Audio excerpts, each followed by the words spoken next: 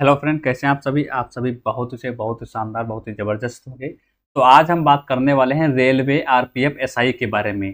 तो सारी चीज़ें इसमें क्लियर करेंगे कि इस पोस्ट में हमको जाने के लिए हमारा क्वालिफिकेशन क्या-क्या होना चाहिए, हमारी जो है सब्जेक्ट हमको कौन-कौन से तैयार करनी चाहिए, हमारी फ़ीस क्या है, हमारी एज क्या है, हमारी हाइट क्या होनी चाहिए और हमारा जो है सारा कुछ सिलेबस के बारे में जितना जो कुछ होता है सब कुछ जानेंगे।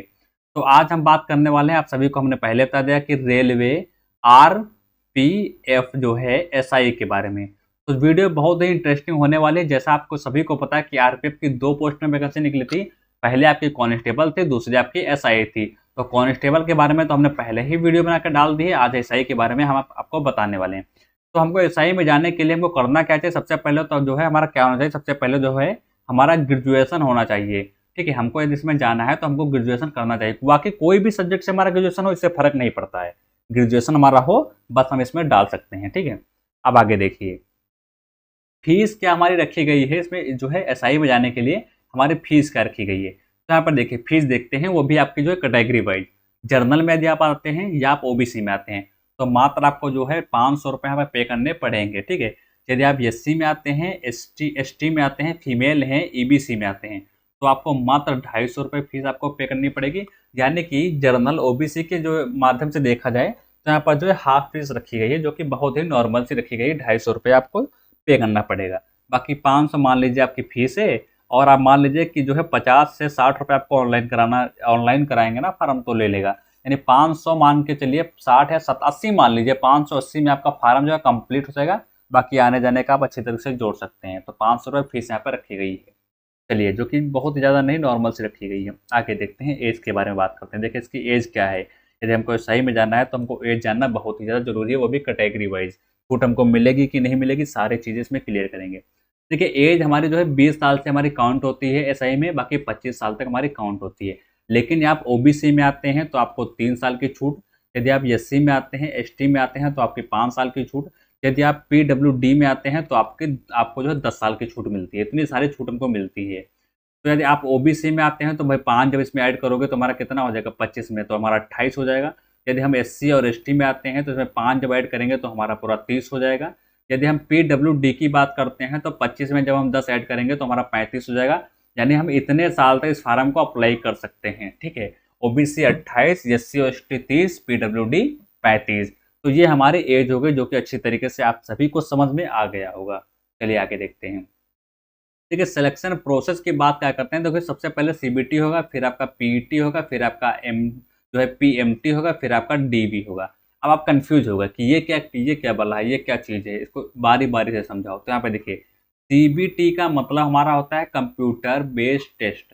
यानी आपका जो पेपर होने वाला है एसआई का, वो आपका कंप्यूटर बेस्ड आपका टेस्ट होने वाला है। ठीक है, दूसरे नंबर की बात करते हैं। आप कंप्यूटर में बैठे, आपने पेपर दिया, आप पेपर आपका पास होगा। उसके बाद आपका क्या होगा?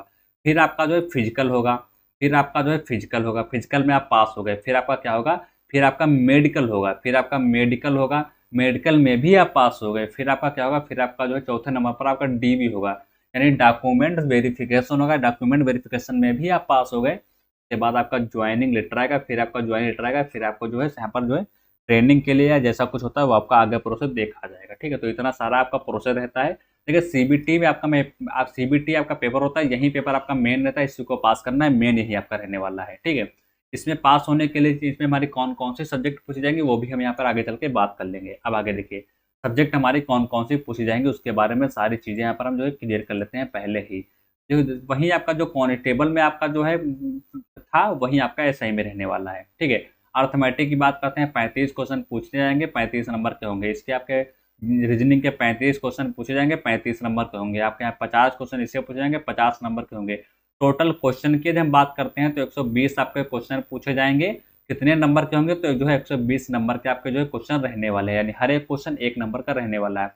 सबसे जरूरी जो ध्यान देने वाली बात है वो क्या है कि 1/3 की यहाँ पर माइनस मार्किंग भी रखी गई है। इतना सारा कुछ पेपर करने के लिए हमको टाइम कितना दिया जाएगा? तो 90 मिनट हमको दिया जाएगा। 90 मिनट में हमको जो है इतना सारा कुछ करना पड़ेगा पेपर। ठीक है, चलिए आगे देखते हैं।